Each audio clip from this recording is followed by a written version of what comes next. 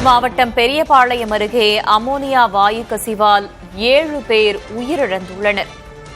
Chennai Stanley மருத்துவமனையில் மேலும் சிலருக்கு தீவிர சிகிச்சை தற்போது அளிக்கப்பட்டு வருகிறது.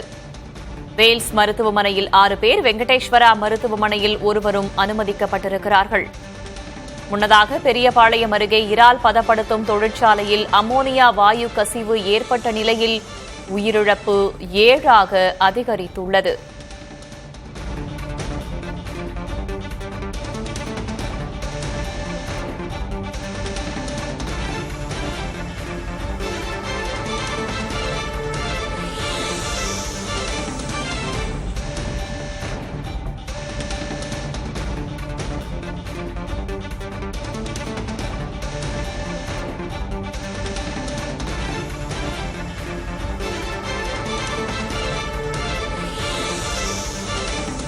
பெரியபாளையம் அருகே இறால் பதப்படுத்தும் தொழிற்சாலையில் இன்று காலை அமோனியா வாயு கசிவு ஏற்பட்டது.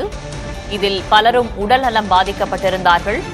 50க்கும் மேற்பட்டவர்களுக்கு உடல்நலம் பாதிக்கப்பட்ட நிலையில் அவர்கள் மருத்துவமனைகளில் அனுமதிக்கப்பட்டிருக்கிறார்கள். இதில் 7 பேர் உயிரிழந்திருப்பதாக அண்மை தகவல் தெரிவிக்கிறது.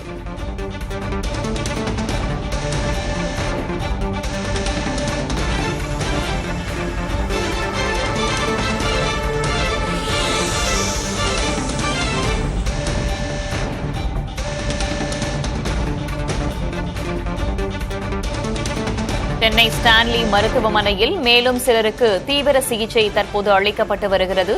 மேலும் வேல்ஸ் மருத்துவமனையில் 6 பேர், வெங்கடேஸ்வரா மருத்துவமனையில் ஒருவரும் அனுமதிக்கப்பட்டிருக்கிறார்கள். 7 பேர் உயிரிழந்திருக்கிறார்கள்.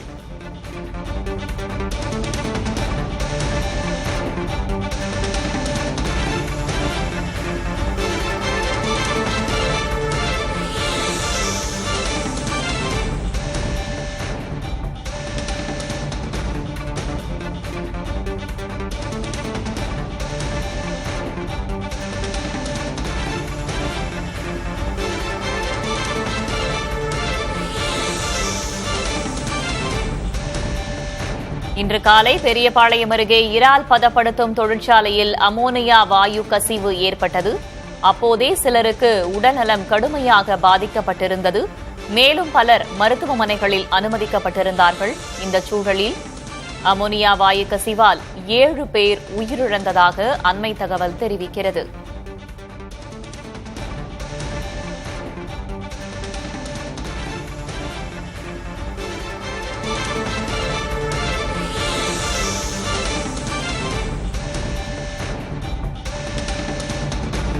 கூடுதல் தகவல்களை வழங்குவதற்காக செய்தியாளர் எழில் இணைந்திருக்கிறார். அவரிடம் கேட்கலாம்.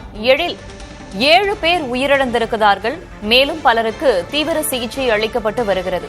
உயிரிழந்தவர்கள் யார் யார் என்ற விவரம் தெரிய வந்திருக்கா? காயமடைந்தவர்களுக்கு, அதாவது பாதிக்கப்பட்டவர்களுக்கு என்ன மாதிரியான சிகிச்சை வழங்கப்பட்டு வருகிறது தற்போது? பெரியபாளையம் அடுத்திருக்கக்கூடிய அந்த பகுதியில் இறால் பதப்படுத்தும் தொழிற்சாலையில் அமோனியா வாயு கசிவு ஏற்பட்டு 70க்கும் மேற்பட்டோருக்கு பாதிப்புக்குள்ளானார்கள். உடனடியாக அருகில் இருக்கக்கூடிய தனியார் மருத்துவமனைகளுக்கு அவர்கள் அனுப்பி வைக்கப்பட்டு அந்த தீவிர சிகிச்சை நடத்தப்பட்டு வந்தது. இந்த நிலையில் திருவள்ளூர் ஆட்சியர் ஆய்வு செய்தார். அதே போல மருத்துவ குழுவினரும் அந்த இடத்தில் ஆய்வு செய்தார்கள்.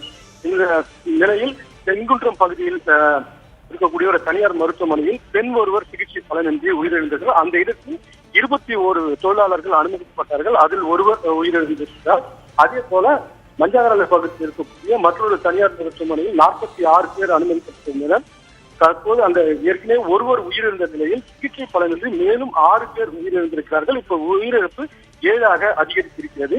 இன்னும் கூட பலர் கவலைக்கிடமாக இருக்கிறார்கள். சென்னை ஸ்டான்லி அரசு மருத்துவமனைக்கு 10க்கும் மேற்பட்டோர் அனுப்பி வைக்கப்பட்டார்கள்.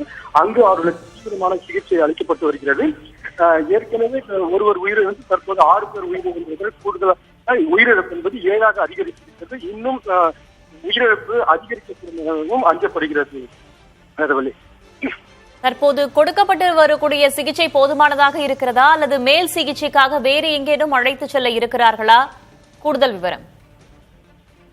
அதோடு உடனடியாக இவர்கள் மீட்கப்பட்டு அருகில் இருக்கக்கூடிய தனியார் மருத்துவமனைகளுக்கு அனுமதிக்கப்பட்டார்கள். அதே போல அங்கிருந்து பல்வேறு மருத்துவமனைகளுக்கும் அனுமதிக்கப்படுகிறது. தொடர்ந்து தீவிர சிகிச்சை அளிக்கப்பட்டு வருவதாக மாவட்ட ஆட்சியர் தெரிவித்தார். சென்னை அரசு ஸ்டான்லி மருத்துவமனையில் 10க்கும் மேற்பட்டோருக்கு தீவிரமாக சிகிச்சை அளிக்கப்பட்டு வருகிறது. இருப்பினும் கூட உயிரிழப்பு ஏற்படக்கூடிய வாய்ப்பு இருப்பதாகவும் அதே போல் தொடர்ந்து தீவிர சிகிச்சை அளிக்கப்பட்டு வருவதாகவும் தெரிவிக்கப்பட்டிருக்கிறது.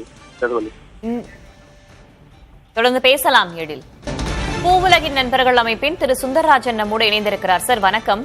வணக்கம். பெரியபாளையம் அருகே இறால் பதப்படுத்துற தொழிற்சாலையில அமோனியா வாயு கசிவு ஏற்பட்டு தற்போது வரையில் 7 பேர் உயிரிழந்திருப்பதாக தகவல் வந்திருக்கிறது. பொதுவாக அமோனியா வாயு எத்தகைய தன்மையை கொண்டது, எப்படி கையாளணும்?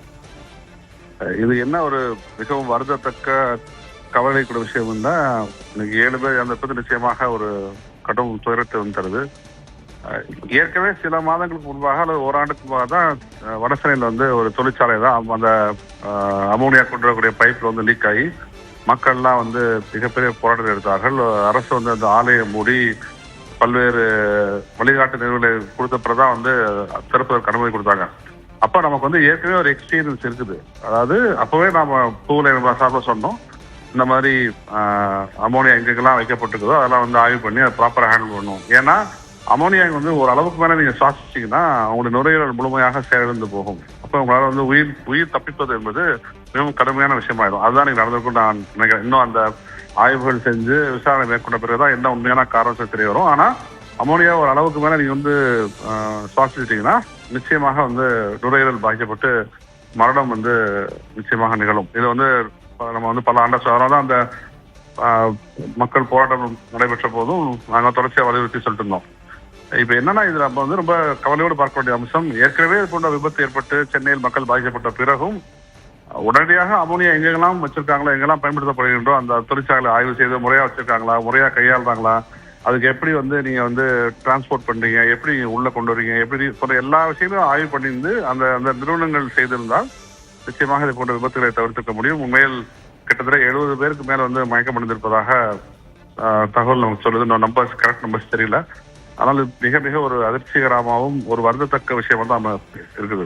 இந்த மாதிரியான தொழிற்சாலைகள்ல அமோனியா வாயுவை பயன்படுத்துறாங்க அப்படின்னா என்னென்ன பாதுகாப்பு உபகரணங்களை அவங்க வச்சிருக்கணும், என்னென்ன அதற்கு விதிமுறைகள் இருக்கு, வழிமுறைகள் என்னென்ன இருக்கு?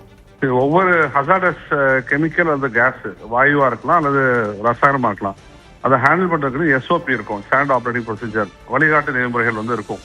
அந்த வழிகாட்டு நெறிமுறை வழி நீங்க அமோனியா எப்படி ஸ்டோர் பண்ணணும், அதுக்கு என்னென்ன மெஷர் நீங்க பண்ணணும், அந்த அமோனியா நீங்க எடுத்துட்டு போறப்போ அதை கொண்டு ஃபில் பண்றப்போ அதை எப்படி நீங்க ஹேண்டில் பண்ணணும், எல்லாவற்றுக்கும் வழிகாட்டு நெறிமுறை நமக்கு இருக்குது. அதாவது ஸ்டாண்டர்ட் ஆப்ரேட்டிங் ப்ரொசீஜர் எல்லாவற்றுக்கும் இருக்குது.